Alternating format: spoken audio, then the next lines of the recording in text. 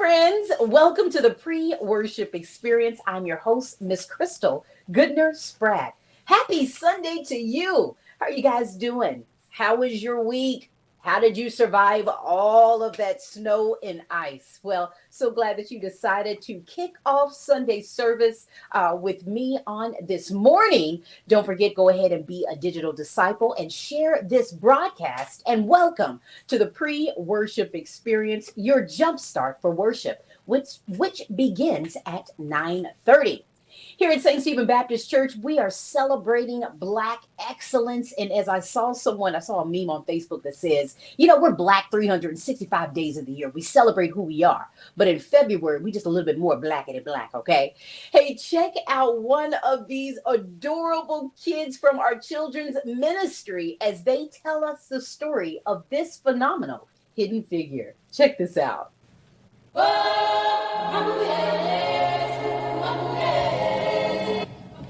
Hi. Hi. Who are you? Catherine. What do you do? I train people to get from space to them in safety. Oh, wow. Do you like numbers? Okay, show me something else.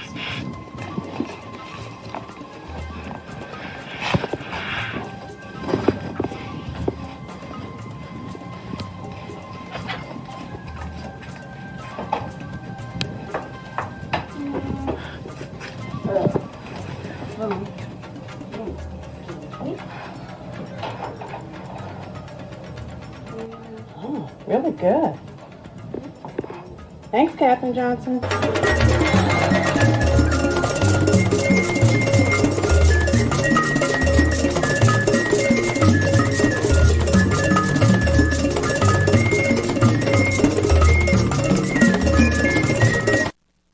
Hey, church family, this next segment right here, I am so excited to bring to you because I get a chance to sit down and have a candid conversation with my good girlfriend.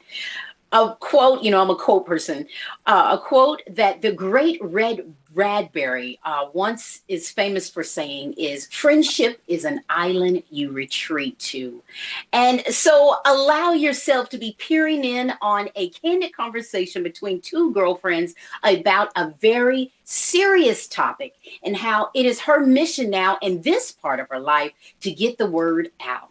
I am excited to be joined today by my good girlfriend, Miss Tracy Tarver, who has been named a Woman of Impact for the American Heart Association. I'm so proud of her. February is Heart Month, and did you know that 1 in 2 African American women will be diagnosed with heart disease? It's the #1 killer for both men and women, and today we're going to be talking all about it and learning more. Welcome. Good morning, Miss Tracy. Good morning, Krystal. Thank you for having me. Well, good Sunday morning to you. And again, to our viewers, welcome to the pre-worship experience. Share this broadcast. Miss Tracy Tarver, you're an active, busy mom. And suddenly about 2 years ago, your life nearly came to a screeching halt. Talk about it first, though. You were named as a Woman of Impact with the American Heart Association. And you've got some heart tales to share with the congregation of St. Stephen today. Tell us your story. Yes, so my story started, it was April 2019, and I was walking around the mall with my stepdaughter, and we're looking for her prom dress. And I found myself every few steps, I had to stop because I was losing my breath. I couldn't breathe. And it just got so bad that I had to tell myself, like, okay, I have to go to immediate care. This isn't right. It's not normal. And so when I got to the care, they did a chest x-ray and they found my heart was enlarged. So they immediately sent me to the hospital. And when I got to the hospital, they started running tests and they realized I have congested heart failure. And of course, at that time I was just 38 years old. So it was just a hard message to receive that you have heart failure at 38. At the tender age of 38 years old, and prior to this diagnosis, had you had any issues with your health, with your health that would have probably led to this, or any inkling of idea of how this happened? Well, the only thing that I really had is I would have my blood pressure would go up and down. It Mm-hmm. always kind of just wavered. And at first, I first got diagnosed with high blood pressure when I was pregnant with my now 6-year-old, which is also something very common with African American women during pregnancies. Yeah. And so that was the first time that I got diagnosed with high blood pressure. And then after that, it's like my blood pressure would go down, it will go up. There's various factors that contribute to that. But I never think it was something that would lead to heart failure. I was just not knowledgeable about that. Wow. So you're at the hospital that day. They give you the diagnosis of congestive heart failure. What kind of outlook did they give you for your future? And is this something that they told you would stick with you for the rest of your life? Well, they did say that because when I went to the hospital, my heart was functioning at 12%. Oh my God. So how close that were was, you to having would you close to having a heart attack? yes, I could have been very Oh, much wow. so. So my heart was functioning at 12%, and they want you to get it functioning to 50%. So when I was in the hospital, they're going over everything. They're still taking more tests to see what was causing the heart failure. Was thyroid issues? Was it clogged arteries? They didn't find any of those things. So the only thing that was a contributing factor that they knew of was my high blood pressure. So, of course, I had to get on heart medicine. The cardiologist explained that most likely it will be something I will be on for the rest of my life. With some people, it can get reversed. But for the most part, you're going to have to take heart medication for the rest of my life. So, Wow. So Tracy, talk about how that changes you. Here you are, fairly healthy woman in your late 30s, your whole life ahead of you, and then all of a sudden this roadblock gets placed in front of you. Talk about that moment and what did you decide to do next? And that's the reason we're here. Talk about that. I was in denial for a while. I'll be honest. I was in denial. I felt so much shame. I felt guilt. I blamed myself. What could I have done differently? I went through all kind of emotions. And sorry, I'm getting emotional thinking about it. It's okay. You're about to get me emotional. Welcome to the pre-worship experience. If you're just now joining us, we're having a candid conversation with my girl, Miss Tracy Tarver, who has been named Woman of Impact for the American Heart Association. And she's telling us her story. Tracy, stress, I can guess, could also play a role in your diagnosis. You had just lost your mom. You were a mom yourself. You were going through your own personal issues. And so, again, take us to that moment of what you were feeling after this, following that diagnosis. Yes. So following that diagnosis, I had a lot of emotions. My mom also battled heart disease. And like you said, I did lose my mom 3 years prior to my diagnosis. And that was while I was pregnant at the same time. So there was a whole lot of hurt and just frustration that was going on with me at that time. But stress definitely played a part. I know that stress was a huge part. I went through postpartum depression after having my son, still grieving my mother, and just life. There was a lot of things going on in my life at that time that created a lot of stress. So for me in my journey, getting the diagnosis, I wanted to try to start turning things around in my life. So I started doing more heart healthy diets and trying to walk more, taking my medication. And so fast forward to 2020, my heart function was still not at 50%. So my doctor then said, you're too young to not get a defibrillator implanted. And to hear that news was Yes. very crushing. I felt so much guilt. I felt so Because much this guilt. was right before your 40th birthday when you found this out. I felt, well, they told me I had to get the implant in April. Okay. So Yeah. it didn't get scheduled until July, of course, because of COVID and Yeah. surgeries getting pushed back. But I did have the surgery on July 8th, which was just 2 weeks before my 40th birthday. Right. And so I got the implant. And of course, I separated from my then husband a week later after getting the surgery. Wow. So that whole time was just really, it was a lot to unpack.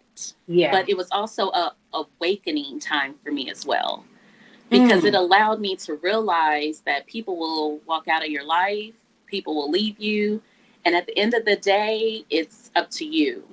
And you have to love yourself enough and care enough about yourself to say, I have to do this for me. I have to take care of me.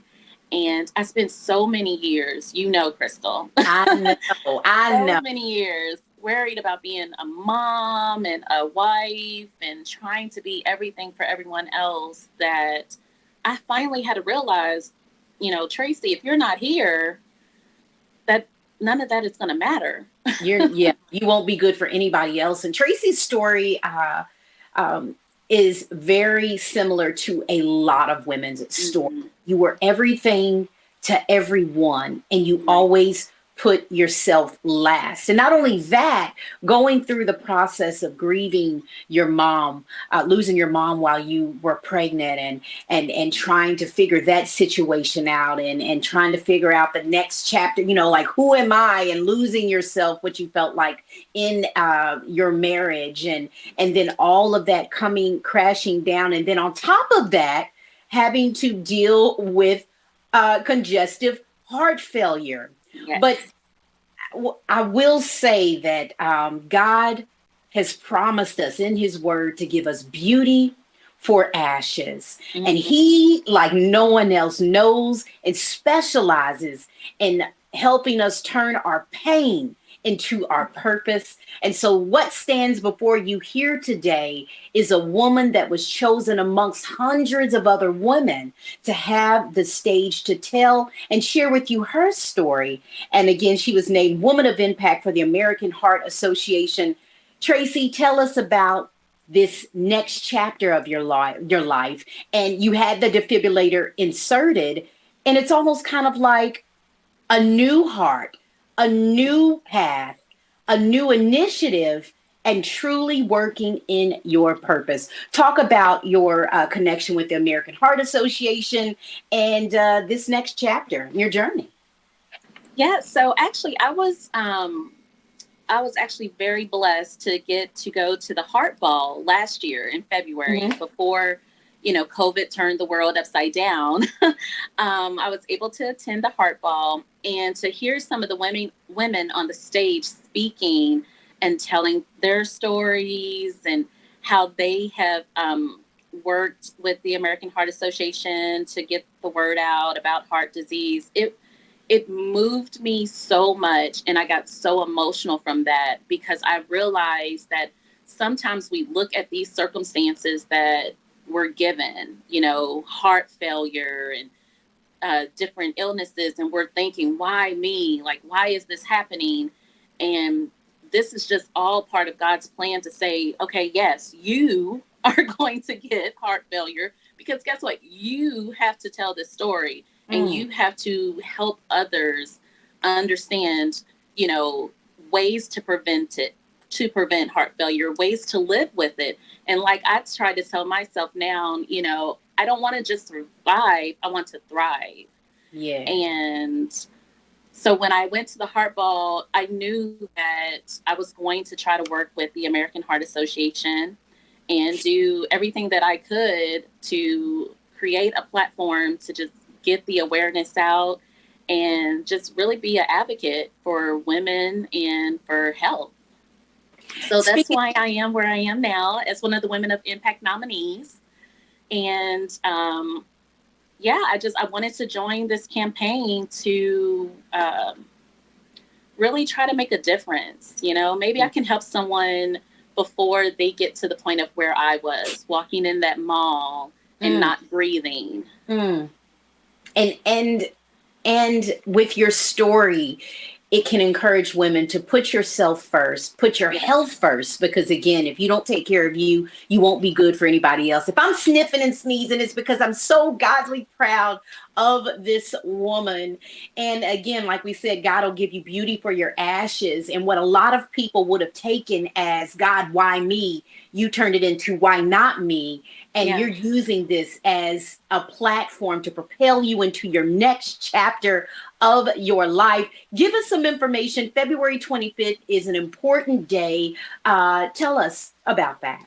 Yes. So the American Heart Association is actually having a panel discussion about Black women Yeah. and our health. And so they're really just going to dive into all things about Black women with our health, why the numbers are so disproportional versus other races, and just really how can we combat that and change that and turn that around, because 1 in every 2 women is just way too many. Way too So many. How can people support you on this journey? And it's kind of like a contest, and so we're competitive over here. So give the information how people can support you, learn more about your journey, and learn more about the American Heart Association and heart disease. yes, I am on Facebook, Tracy Tarver, no E in Tracy. But if you go to my page, you can find the link to my fundraiser for the American Heart Association, as well, where you can go and donate. I will have events uploaded as well, that I will continue to put out there and put together with great friends such as Miss Krystal. We will have events going on that page. So just look me up on Facebook, and the link is right there. Wow. Tracy, talk to that person out there that was in the same space that you were just 2 years ago. It seems as if your life was crumbling all around you. Give them a glimmer of hope. You know, it's one of those things that it's hard to digest at first. You know, you get diagnosed with something and you struggle with the why me. And but I tell you, I truly believe that we are all called to do something greater than what is in front of us. And for the longest, you know, you and I used to share the love Yes. of broadcasting and Yes. talking, and for the longest I thought, like, that's just what I'm called to do. Then I thought I was just called to be a wife and a mother. That's just who I am. And I really didn't see things beyond that. And I had to realize that, you know, God called you to do more. And I think a lot of times, if we can just look at getting these diagnoses and going through these illnesses as a way to just be a voice for someone else, as a way to just say, okay, this is happening to me, but you know what? I do not want this to defeat me, because I may be bruised, but I'm not broken. Oh, And that's what I told myself. You know, when I had my surgery and I'm walking around, I got this big scar on my chest, and I'm thinking to myself, like, ugh, like, I don't want to walk around with this scar, and I can feel this implant, and I'm, you know, I'm feeling just all kind of anxiety about it. And then I said, you know what? I'm bruised, but I'm not broken. I'm still here. God has yes. given me another reason to Thank say, okay, you have this device, but yes, you are still living. You're still breathing. So go and tell your story and go and help the next person. Woo. So my advice to people is to just, you know, hang in there. Your time will come when you will not allow this to define you. And you will actually see that, if you continue to just pray and just ask God, please help me to find the purpose in this. Yes. Yeah. It will come. It will come. That is so powerful. And Tracy, I know you've got to go, but before you go real quick, I want you to shout out what a blessing that Rev's daily devotionals have been for you. Remember the time you sent me that daily devotional? Give a shout out real quick and talk about the power of his words. I'll never forget it when you sent me a text message and you said, your pastor has really helped me. Do you want to share that real quick? Okay. I'm about to get emotional. He actually created one on my birthday. That was talking about divorce.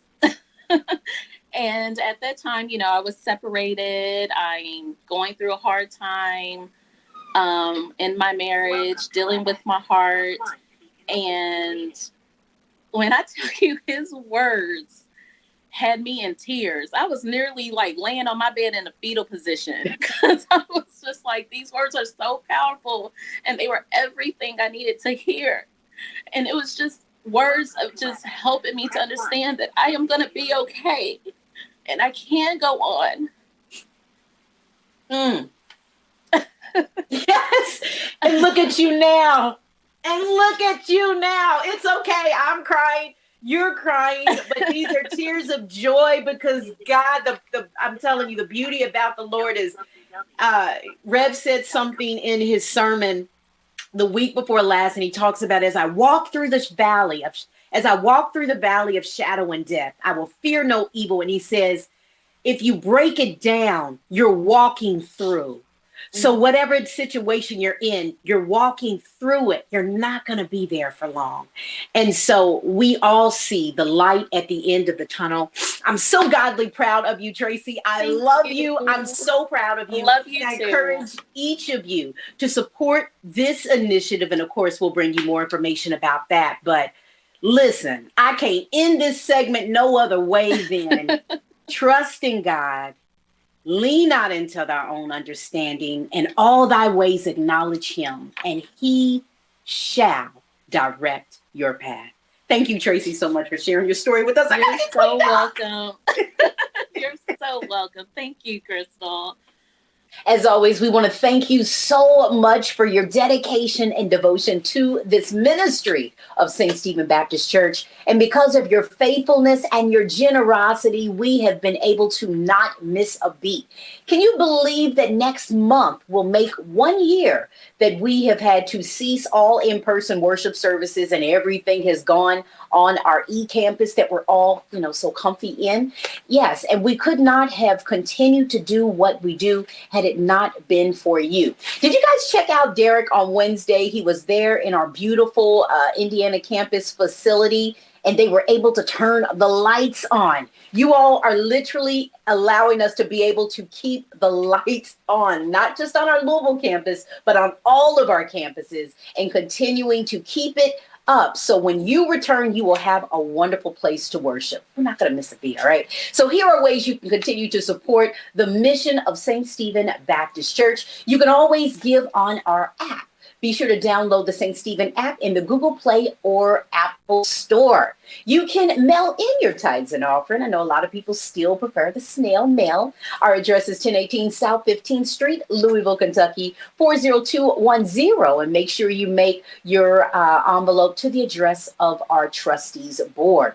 You can give online. Have you visited our website, ssclive.org? Go ahead, learn more about St. Stephen Church, learn about all of our ministries, our histories, and also sow into this ministry, and simply click the Give tab. You can give via Cash App.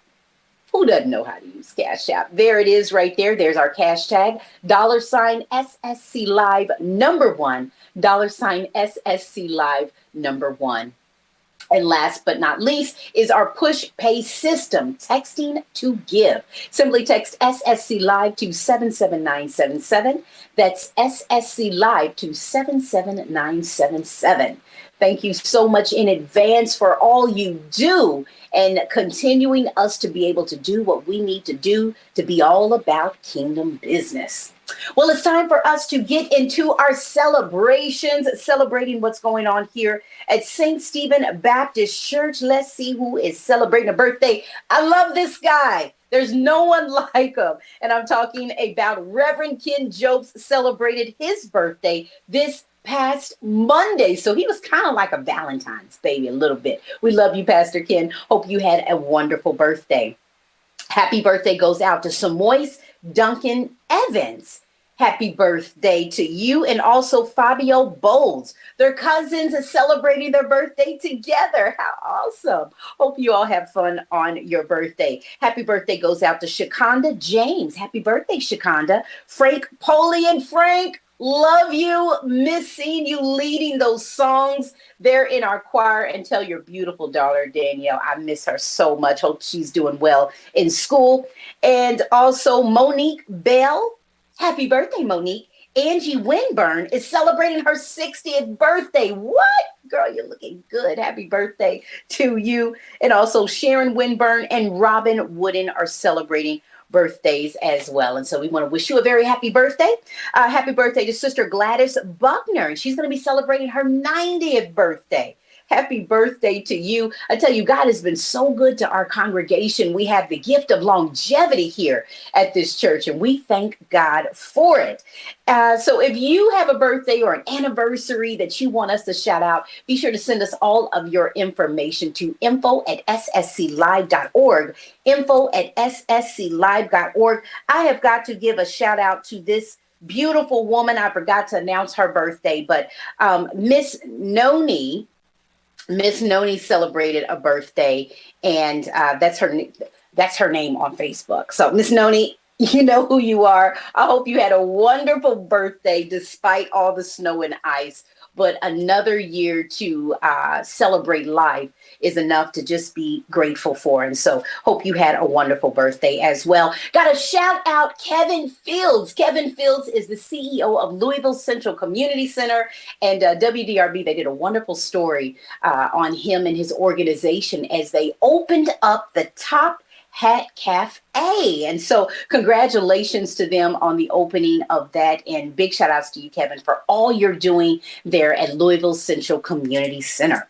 Listen, our time is up. I'm just about out of here. Go ahead, be a digital disciple, share this story.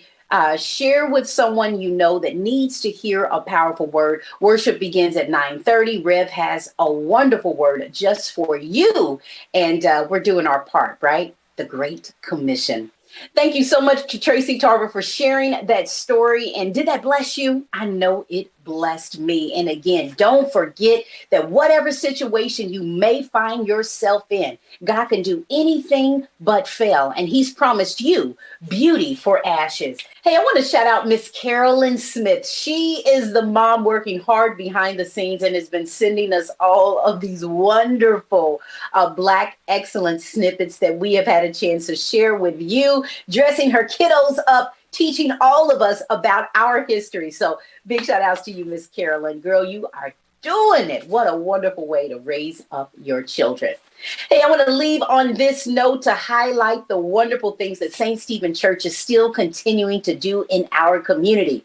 We talk about us not just keeping our ministry in the four walls of the church. Well, we really can't do that now, but we are taking the message of God's love to the streets. Feed Louisville, an organization here in Louisville that assist our houseless population, posted almost a challenge on their Facebook page and said, can your church cook for our houseless community?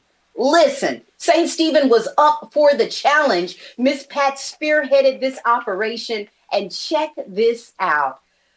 They got the call, they answered in a very big way, and despite the snow and ice, women came together, people came together to make sure that Louisville's houseless population had some warm food, soup, and what they needed during this time. And so thank you so much to Miss Pat and all the wonderful people that got in and helped out with those donations. The cooks that helped the Feed Louisville initiative, shout out to the cooks. They were Ebony Ingram Jones, Lynn Hickman, Teresa Nin, Joy Collins, DeAndrea Cole, Miss Pat Matheson, Satrice O'Neill, Nikki Tandy, Kelly Cunningham, Veronica Seawright, and Jerry Payton. You guys are truly something special, and we are so much blessed because of you. And some very hungry people were blessed because of your generosity. So we thank you so much, and we thank you all that you do for your church family. All right, church family. Well, it is time for us to get ready for worship. I am so excited to hear a word from the Lord. So let's come together. All hearts and minds clear? Let's prepare for worship.